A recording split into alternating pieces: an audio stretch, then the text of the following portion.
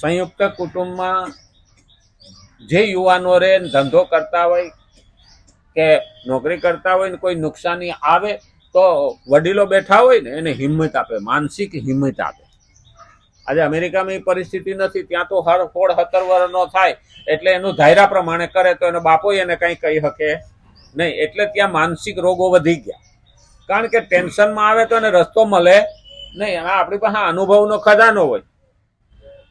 સંયુક્ત કુટુંબમાં જ્યારે છોકરાને નુકસાની થઈ હોય ને તો એમ કે આવું થયું છે તો બાપા શું કે કઈ વાંધો નહીં, હું તારા જેવડો હતો ને ત્યારે મારે આવી રીતે નુકસાની થઈ હતી, પણ કાલે ઊભા થઈ જાવ.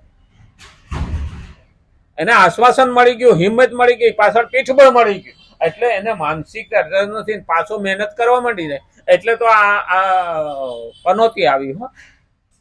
આ પનોતી કઈ એમનેમ નથી આવી, એની પાછળનો સાયકોલોજી છે. 18 વર્ષની અને હળહતી આ બે પનોતી છે. આપણે લગભગ દરેકને ખબર છે કે ભાઈ આને નાની પનોતી બેઠી ને આને મોટી પનોતી બેઠી. પનોતીનો અર્થ સમજવો જોઈએ. પહેલા તો પનોતી એટલે નુકસાન. તો નુકસાનીમાંથી બહાર આવવું હોય ને તો નાનું નુકસાન ગયું હોય ને તે બ્રાહ્મણ જોઈને કહેતા કે આને નાની પનોતી છે 18 વર્ષની. એટલે પેલો પાયો લોખંડનો છે, થોડો મુશ્કેલી રહે પણ થોડી મહેનત કરશો એટલે વાંધો આવશે નહીં. એટલે ઓલાને હિંમત આવી જાય અંદરથી કે આઈશ કે વર્ષની મહેનત કરવાની છે ને, 18 વર્ષ તો કાલ નીકળી જાય. આ પનોતી જાય પછી તો સારું. અને બહુ મોટી નુકસાની આવી હોય તો શું કે 3 પાયા, લોઢાનો, ચાંદીનો અને હોનાનો. હવે હોનાનો પાયો તો હોનાનો જ છે, પણ કે છે છેલ્લો પાયો હોનાનો આવશે ને ત્યાં તારી પનોતી તને લાભ આપીને જાહેર 5 વર્ષ મહેનત કરી હોય તો 7.5 વર્ષમાં તો નહીં મને ફાયદો થાય. એટલે એને માનસિક રીતે ઉભો કરવા માટે થઈને આ પનોતી આવે. એટલે તો પેલા પનોતી અને લક્ષ્મી, હા માસિયાર બેનું, હા બેન વાદ વિવાદ થયો બેનો. હા હું મોટી, ઓલી કે હું મોટી. ભગવાન પાસે ગયું, ભગવાનને કે ન્યાય કરો. હા આ કે છે કે પનોતી કે હું મોટી, લક્ષ્મી કે હું મોટી, હું હારી, ઓલી કે હું હારી. એટલે ભગવાન કે આ ગડગડિયું મારા પગમાં ક્યાં આવ્યું? ભગવાન કે કામ કરો તો કે હું મૃત્યુલોકમાં જાઉં કે ઓલો કુંભાર માટલા ઘડે ને એની પાસે જાઉં કે કોણ હારું એ બતાવશે. હા કોણ હારું છે? હવે ભાઈ હારું કહેવામાં પાછું તકલીફ પડે ને, એકને કે તો એકને દુઃખ લાગે. હા બે પાછી બૈરા, એટલે રૂપાળું તો કેવું જ પડે ને, તું હારી, બોલીને કે તું હારી. એટલે ઓલા કુંભારને કીધું, ત્યાં બે આવ્યો કે હું પનોતી છું ને આ લક્ષ્મી છે, કે આમાં કોણ હારું? કે મને અમને કહો કે ભગવાન મોકલા. ત્યાં માટલા ઘડતો તો સારું હું હાથ ધોઈ લઉં ત્યાં સુધીમાં સામે પીપળે જઈને પાછા આવો. એ બે ગયું અને ત્યાંથી પાછું આવ્યું તો હાથ ધોઈને ઉભો તો એ કે બોલો. તો પનોતીને શું કીધું, તું જાતી જ બહુ સરસ લાગી, જાતી તઈ બહુ સરસ લાગતી. ઓલી રાજી થઈ ગઈ. લક્ષ્મીજીને કે તમે આવતા હતા ને બહુ સારા લાગતા. એટલે બે નું માન રહી ગયું. તો પનોતી જાય સારું અને લક્ષ્મી આવે સારું. આપણા જીવનમાં બે જોઈએ, પનોતી જાવી જોઈએ અને લક્ષ્મી આવવી જોઈએ. મનુષ્ય સંસારમાં કેવી રીતે રહેવું જોઈએ, આ પહેલો પ્રશ્ન. મનુષ્ય સંસારમાં કેવી રીતે રહેવું જોઈએ, આ વાત બતાવવા માટે ભગવાન મનુષ્ય લોકમાં અવતરિત થાય છે. આ વાત બતાવવા ભગવાન આવ્યા, રામ આવ્યા. એ સમયે અમર્યાદ સમાજ હતો અને ત્યારે ભગવાન આવ્યા અને મર્યાદા પુરુષોત્તમ તરીકે આપણને જીવન બતાવ્યું. ભગવાન અહીંયા એ જ શબ્દ કહે છે કે આ વાત બતાવવા માટે કે મનુષ્ય સંસારમાં કેવી રીતે જીવવું જોઈએ. આપણને ઘણી વખત એવું લાગે છે કે આપણને જીવતા નથી આવડતું. અરે જીવતા તો જનાવર નહીં આવડે, પણ કેવી રીતે જીવવું એ મહત્વનું છે.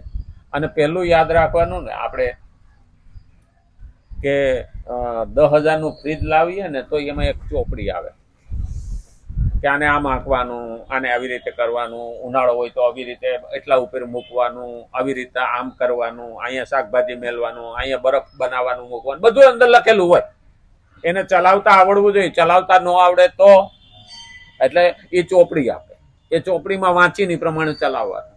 તો 10,000ના ફ્રીજને ચલાવવા માટે જો આ બધી વ્યવસ્થા ચોપડી આપી હોય તો આ કરોડોની કાયાને ચલાવવા માટે આપ્યું હોય છે કે નહીં આપ્યું?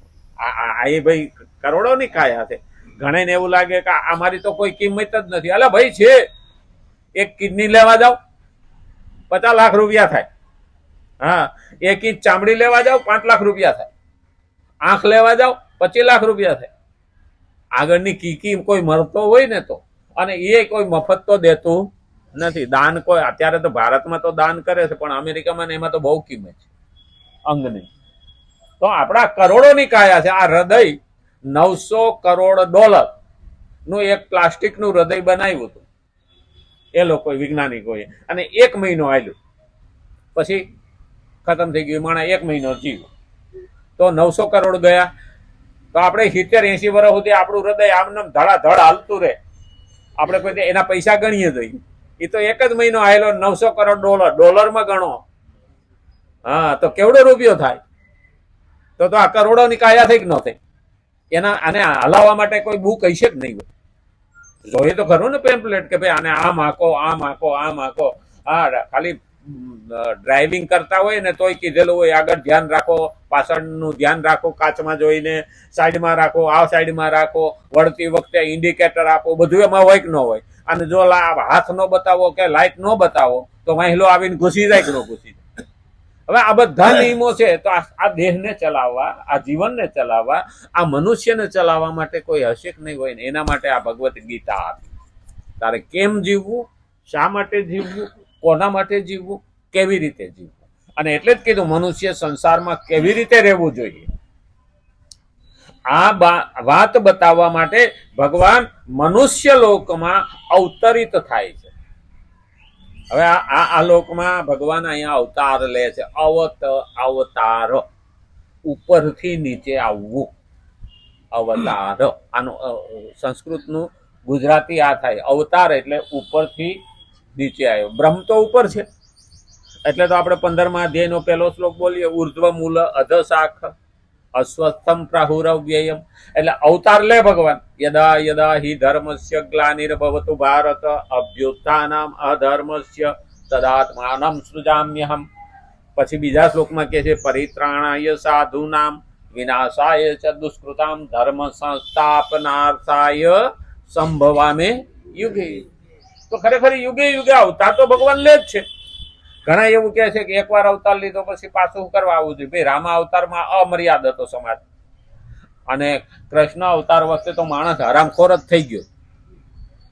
હવે એ સમયમાં જો દુર્યોધન આવો પાક્યો તો ભગવાનને આવવું પડ્યું. જોકે હજી અત્યારે કળિયુગમાં આવવાના તો છે જ, પણ હવે હેલિપેડ બનાવ્યા એટલે હેલિકોપ્ટર ઉતરે કેમ? અટાણી સમાજમાં નથી. ઘણા કહેતા આ કૃષ્ણ કે ઓલા ગોવાળિયા ત્યાં જઈને એને કોઈ બીજો સમાજ મળ્યો જ નહીં હોય. એટલે કૃષ્ણની ખબર જ હતી કે આખો સમાજ બગડી ગયો, આમાં ક્યાંય ઉતરા જેવું નથી. ત્યારે એને ગોવાળિયાની ત્યાં જન્મ લીધો. આપણે બોલે ગોવાળિયાને બુદ્ધિ વિનાના સમજતા, કૃષ્ણએ સાબિત કરી બતાવ્યું કે એનામાં બુદ્ધિ ન હોય એવું બનતું જ નથી. ઉત્તમમાં ઉત્તમ કૃષ્ણમ વંદે જગત ગુરુ ક્યારે થયો? કારણ કે એ લોકો પ્રકૃતિને પ્રેમ કરતા હતા, પ્રકૃતિમાં રહેતા હતા, અને જ્યાં હોય ત્યાં એ સાધુનું જેમ જીવન જીવતા. મને આ લોકો બહુ ગમે. ગામડે ગામડે જાય ને આખા ગામમાં પોતાના કલ્ય બોલો. હા, અને પૈસા દઈને એના ઢોરા લઈને બેહાડે ખેતર. કેમ કિંમત થઈ? કારણ કે કૃષ્ણનો વંશ છે, 7 ભાઈઓનો વંશ છે. પણ ખરેખર તો જેના કુળમાં કૃષ્ણ જન્મે ને એને જ ગૌરવ નથી. એ પાછું ખરું છું. હા, એટલે તો કૃષ્ણના કાકા એની માથે આરોપ મેલ્યો.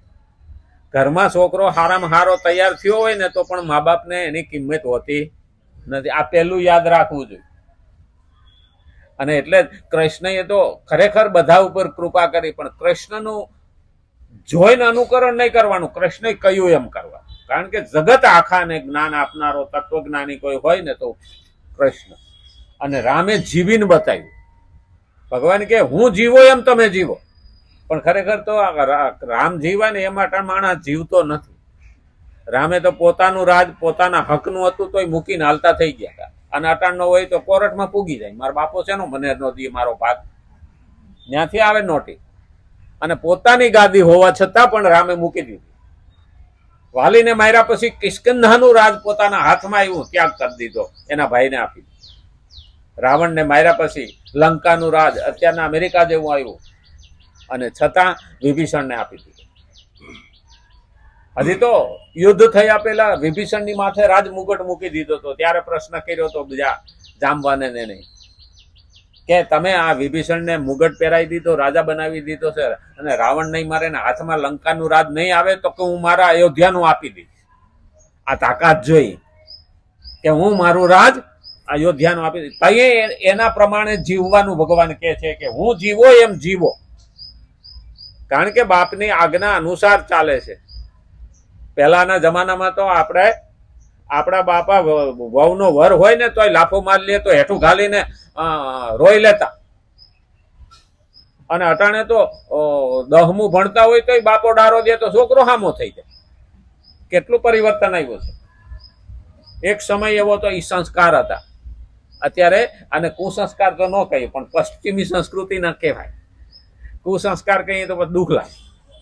હા, એટલે પણ એ મહત્વનું છે કે આપણે ત્યાં મર્યાદા હતી, અને ભગવાને દરેક સમયે ભગવાને આપણને જીવતા શીખડાવ્યું છે.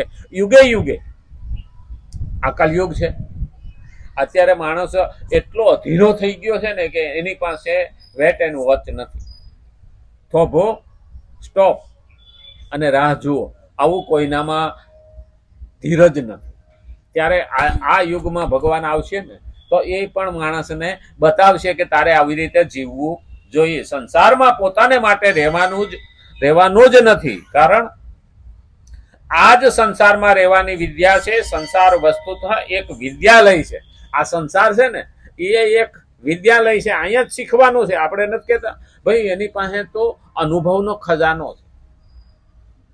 આપણે ત્યાં તો ગુજરાતીમાં કહેવત છે, જ્યાં ન પહોંચે રવિ ત્યાં પહોંચે કવિ, જ્યાં ન પહોંચે કવિ ત્યાં પહોંચે અનુભવી. આનો અર્થ શું થયો કે ભલે છોકરો 20 વર્ષનો મોટી ડિગ્રી લઈને આવ્યો હોય, પણ બાપા પાસે તારા કરતા ડબલ ઉંમરની અનુભવ છે. એટલે આપણે ત્યાં એવી કહેવત છે કે ભાઈ તારા કરતા દિવાળી એની જારી જોઈ. આનો મતલબ શું છે? અનુભવ. તો એ પહેલો